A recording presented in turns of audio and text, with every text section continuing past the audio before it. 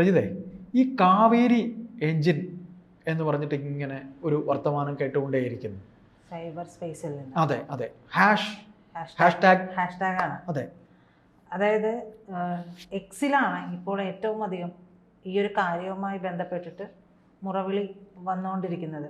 Kaveri engine India വികസിപ്പിക്കണം, അത് ഇനി വൈകരുത്, അതിന് ഫണ്ട് എടുക്കണം, അതിന് വേണ്ടി ടാക്സ് കൂട്ടണമെങ്കിൽ കൂട്ടിക്കോളൂ എന്നൊക്കെ പറഞ്ഞിട്ടാണ്.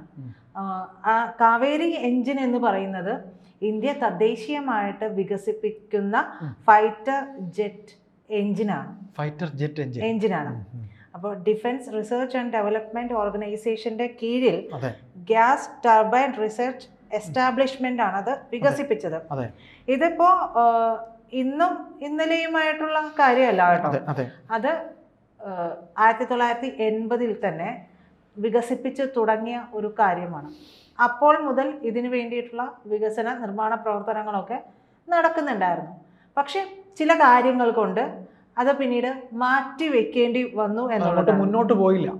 അതെ, ഈ എൻജിൻ ലൈറ്റ് കോമ്പാക്ട് എയർക്രാഫ്റ്റിൽ ഉപയോഗിച്ച് നമ്മുടെ എന്താ പറയാ ഉപയോഗിക്കുക എന്നുള്ളതാണ് അതിൻ്റെ ഒരു ഉപയോഗം എന്ന് പറയുന്നത്. ഉപയോഗിക്കുന്നത് അവിടെയായിരിക്കും.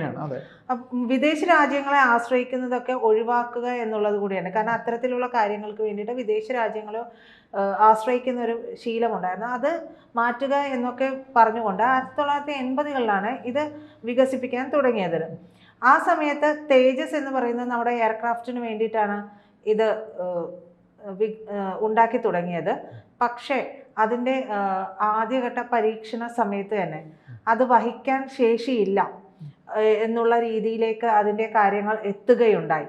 2008 ഇത് പരീക്ഷണാർത്ഥത്തിൽ നമ്മളൊന്ന് പരീക്ഷിക്കണമല്ലോ. അത് പരീക്ഷിക്കുമ്പോൾ ചില പ്രശ്നങ്ങളൊക്കെ കണ്ടുപിടിച്ചിട്ടുണ്ടായിരുന്നു. അതായത് തേജസ് MK-1 ഫൈറ്റർ ജെറ്റിൻ്റെ ആവശ്യകതകൾ പൂർത്തീകരിക്കാൻ പറ്റുന്നതായിരുന്നില്ല ആ സമയത്ത് വികസിപ്പിച്ചെടുത്ത ഈ കാവേരി എഞ്ചിൻ എന്ന് പറയുന്നത്. അതിനായിട്ട് അവസാനം നമ്മൾ എന്ത് ചെയ്തു, തേജസിന് വേണ്ടി നമ്മൾ അമേരിക്കയിൽ നിന്ന് GEF-404 എഞ്ചിൻ ഇറക്കുമതി ചെയ്താണ് അത് പിന്നീട് പ്രവർത്തിപ്പിച്ചത്. നമ്മൾ പ്രവർത്തിപ്പിച്ചത് അത് അതിന് ഉതകുന്നതായിരുന്നില്ല എന്നുള്ളതായിരുന്നു അതിൻ്റെ ഒരു വിഷയം. സാങ്കേതിക വെല്ലുവിളി ഉണ്ടായിരുന്നു, പ്ലസ് എഞ്ചിൻ ടെസ്റ്റിന് സൗകര്യം ഉണ്ടായിട്ടില്ല, അങ്ങനെയുള്ള കാര്യങ്ങളൊക്കെ വന്നു. അപ്പോൾ ഇത് വികസന സമയത്ത് നമുക്ക് റഷ്യയെ ആശ്രയിക്കേണ്ടതായിട്ടും വന്നു. അവരുടെ സൗകര്യത്തിന് വേണ്ടി കാത്തിരിക്കേണ്ട ഒരു അവസ്ഥ ആ സമയത്തുണ്ടായി. പിന്നെ ഇതോടെ അതിൻ്റെ ഒരു പരിശോധന പൂർത്തിയാക്കാനായിട്ട് കഴിഞ്ഞില്ല. അങ്ങനെയാണ് ഇതിൻ്റെ വികസന പ്രവർത്തനങ്ങളൊക്കെ മുന്നോട്ടേ പോകാതെ വന്നത്. പക്ഷെ ഇപ്പോൾ ശരിക്കും സംഭവിച്ചത്, ഇതിനു വേണ്ടി ഫണ്ട് പ്രതിരോധ മന്ത്രി അറിയിച്ചിരിക്കുന്നത് ഇതിനുവേണ്ടി ഫണ്ട് അനുവദിച്ചിട്ടുണ്ട്, ഓൾറെഡി അനുവദിച്ചിട്ടുണ്ട്.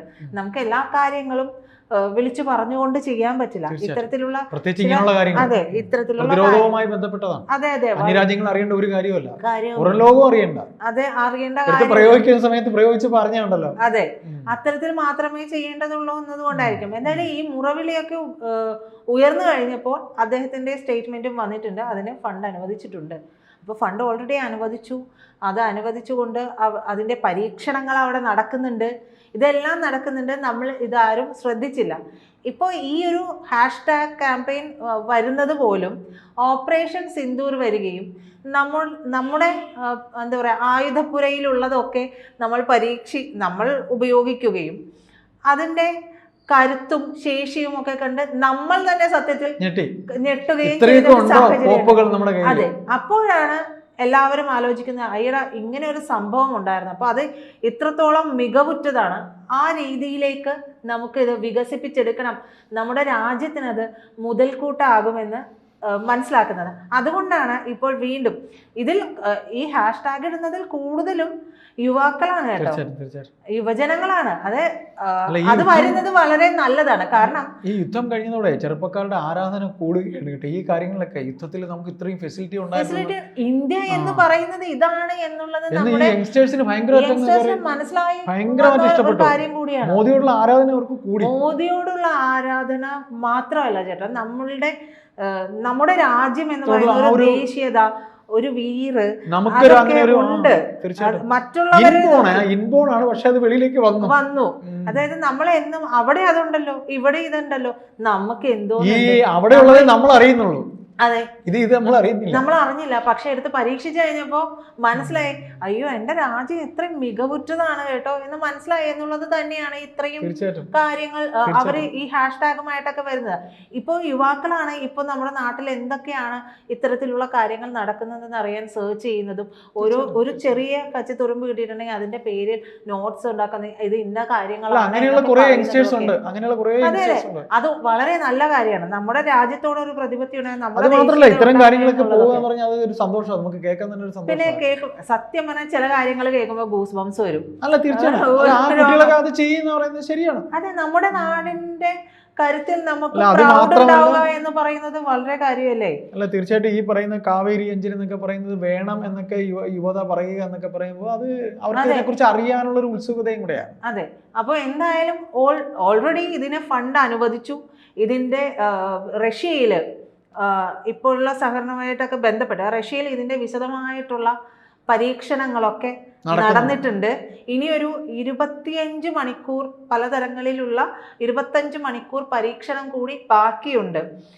ഇത് 5th generation light compact aircraft ആയിട്ടുള്ള മാർക്ക് 2 ഉപയോഗിക്കാൻ കഴിയുന്ന രീതിയിലാണ് ഇപ്പോഴുള്ളത് നമ്മൾ വികസിപ്പിച്ചെടുക്കുന്നത്. കാരണം ഏറ്റവും നൂതനമായ രീതിയിലേക്ക് വേണമല്ലോ ഇപ്പോൾ ഉള്ളത് വികസിപ്പിക്കാൻ. അപ്പോൾ ഇന്ത്യയിലെ HAL നിർമ്മിക്കുന്ന LCO Mark 1A, LCO Mark 1A, LCA Mark 2, MMCA യുദ്ധവിമാനങ്ങളിലൊക്കെയാണ് ഇനി ഇത് ഉപയോഗിക്കാൻ പോകുന്നത് എന്നുള്ളതാണ് നമുക്ക് ലഭിക്കുന്ന നമുക്കുള്ള ഇങ്ങനെയുള്ള വിമാനങ്ങൾ. ഓൾറെഡി ഇപ്പോൾ റഷ്യയിലൊക്കെ ആയിട്ട് 140 മണിക്കൂറിലധികമുള്ള ടെസ്റ്റിംഗ് ഒക്കെ ഇതിന്റെ ഈ എഞ്ചിന്റെ ഇത് കഴിഞ്ഞിട്ടുണ്ട്. അതുകൊണ്ടാണ് ഇനി ഒരു 25 മണിക്കൂർ പരീക്ഷണമാണ് ബാക്കിയുള്ളത് എന്ന് പറയുന്നത്. 140 മണിക്കൂർ അല്ലേ? 140 മണിക്കൂർ റഷ്യയില്.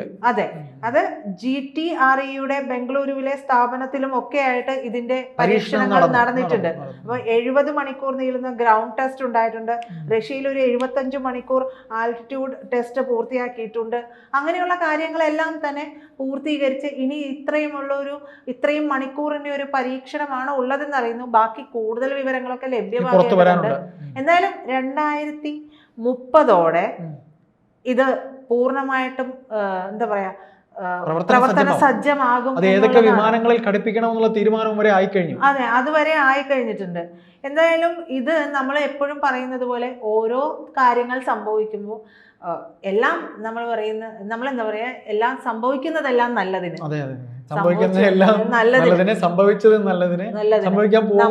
നമ്മുടെ ഒരു 26 പേരുടെ ജീവൻ നഷ്ടമായി എന്നുള്ളത് വലിയ ദുഃഖമാണ്.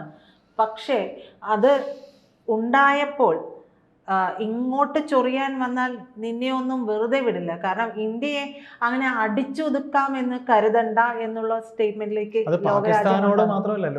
ലോകരാഷ്ട്രങ്ങളോട് തന്നെയാണ് ഇന്ത്യ പറയാതെ ഞോടിയാൽ തിരിച്ചു ഞോടാനുള്ള കഴിവ് ഞങ്ങൾക്കുണ്ട്.